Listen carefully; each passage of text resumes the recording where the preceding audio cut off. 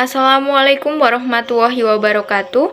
Kami dari kelompok 6 ingin mempresentasikan hasil diskusi dari kelompok kami dengan judul Desain Proses untuk pemenuhan tugas semata kuliah Manajemen Operasional.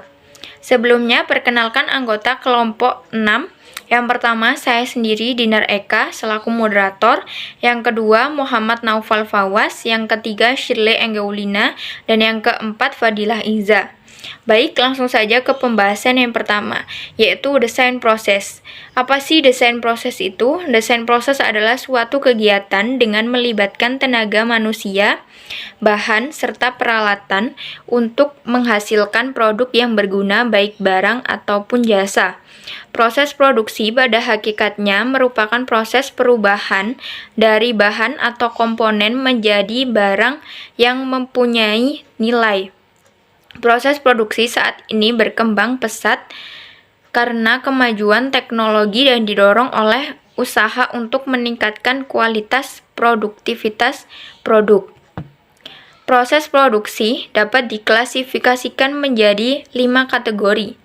Yang pertama, aliran garis, yaitu penyusunan stasiun kerja berdasarkan urutan operasi pembuatan produk menurut langkah-langkah standar dalam proses produksi. Yang kedua, aliran intermittent, yaitu produk dibuat menurut aliran terputus-putus atau tidak kontinu. Yang ketiga, proyek, yaitu tidak ada aliran produk tapi setiap proyek mempunyai urutan tertentu dalam proses operasinya. Yang keempat, sistem manufaktur fleksibel, yaitu untuk menghasilkan sekelompok komponen di mana semua komponen butuh proses manufacturing serupa tapi urutan dari operasi tidak selalu sama. Dan yang terakhir, sistem manufaktur tangkas, yaitu suatu sistem yang mengkombinasikan visi kompetitif dengan kreativitas dan aplikasi teknologi. Selanjutnya, teknologi. Teknologi menjadi salah satu faktor yang dominan dalam bisnis dan dalam kehidupan saat ini. Kemajuan teknologi mempunyai pengaruh yang sangat besar terhadap manajemen operasi. Teknologi dalam artian yang luas adalah aplikasi ilmu pengetahuan untuk memecahkan masalah-masalah manusia. Dan dalam arti yang sempit, teknologi itu sekumpulan proses, peralatan, metode, prosedur, dan perkakas yang digunakan untuk memproduksi barang dan jasa.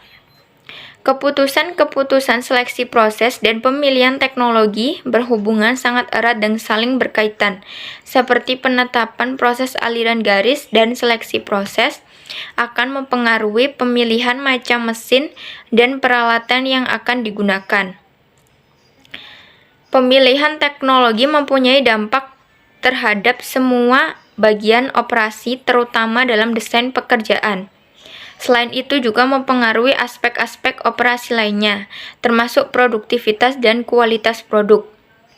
Teknologi bukan merupakan suatu kegiatan tunggal, tetapi lebih sebagai suatu proses yang diorganisasikan dengan baik yang mencangkup penjajakan teknologi secara terus-menerus serta implementasi yang terpilih. Assalamualaikum warahmatullahi wabarakatuh. Saya Fadilah Iza akan melanjutkan presentasi ini. Perencanaan proses. Perencanaan proses berkenaan dengan perancangan dan implementasi sistem kerja yang akan mempengaruhi produk yang diinginkan dalam kuantitas yang diperlukan. Analisis bagan.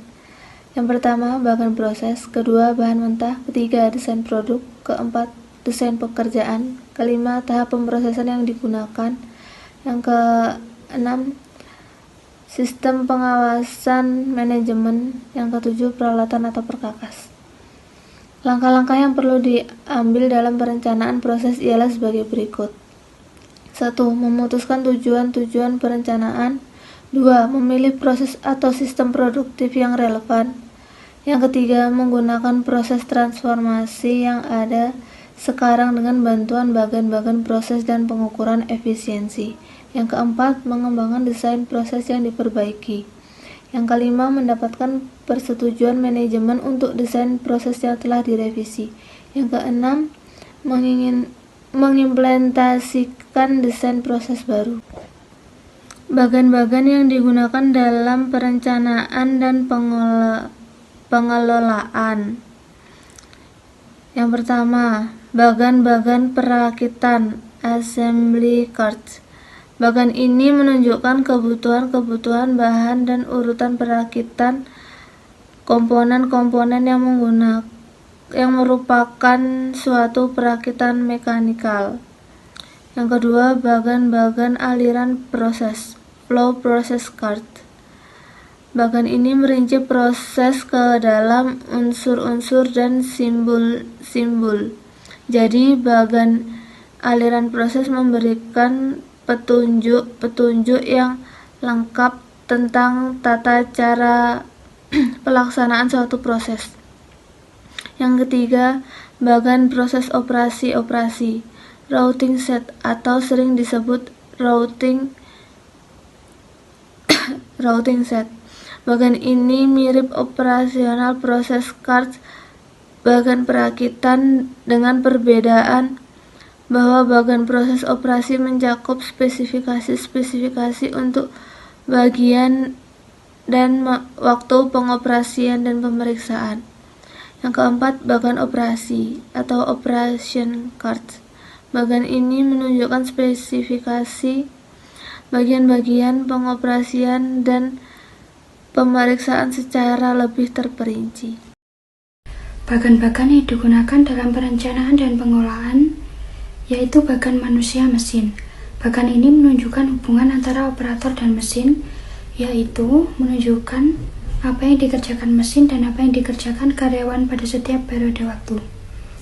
Selanjutnya, bagan simo atau bagan gerak simultan. Bagan ini mirip dengan bagan operasi, di mana menunjukkan gerakan-gerakan tangan kiri dan kanan, tetap mencakup waktu dan setiap gerakan dengan teknik analisis waktu untuk setiap gerakan yang biasanya ditentukan melalui perhitungan suatu kerangka gerakan kerja. Kita dapat mengkombinasikan, menghilangkan atau mengubah gerakan dasar untuk mengembangkan metode yang lebih baik. Review jurnal. Judul: Desain proses pembuatan casting film berbasis Fatih Sagu. Jurnal Teknologi Industri Pertanian, volume 27, nomor 3, halaman 318 sampai 327, tahun 2017. Penulis Diah Ayu Larasati, Indah Yuliasih, dan Titi Chandra Sunarti. Permasalahan, kelemahan dari pati alami, yaitu sifat yang hidrofilik sehingga membuat sifat mekanik dari casting film yang dihasilkan kurang baik dan film yang dihasilkan rapuh.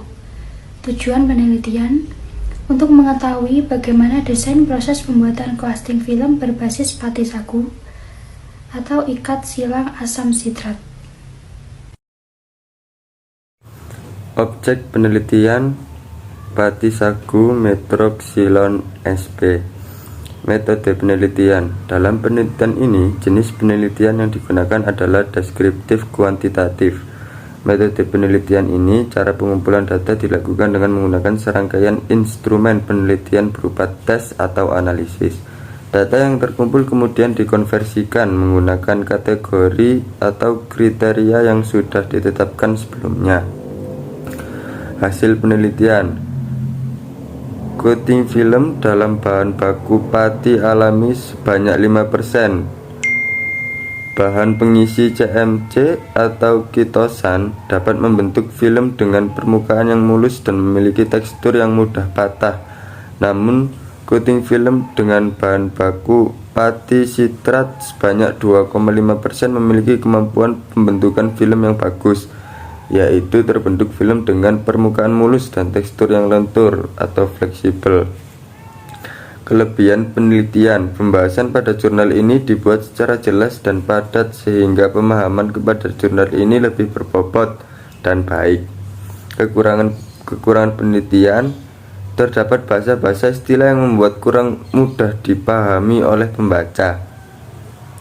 Kesimpulan: coating film menggunakan bahan baku pati sitrat mampu menghasilkan film yang lebih baik dibandingkan dengan pati alami. Formulasi pembuatan coating film dari pati sitrat mendapatkan komposisi perlakuan yang terbaik, yaitu jumlah pati sitrat yang ditambahkan sebanyak 2,5%, konsentrasi bahan tambahan yang digunakan sebanyak 5-10%, B atau B pati (untuk jenis bahan pengisi CMC) dan sebanyak 50-100% untuk jenis bahan pengisi kitosan. Demikian presentasi dari kelompok kami. Jika ada kurang lebihnya dan salah kata, kami mohon maaf sebesar-besarnya. Wassalamualaikum warahmatullahi wabarakatuh.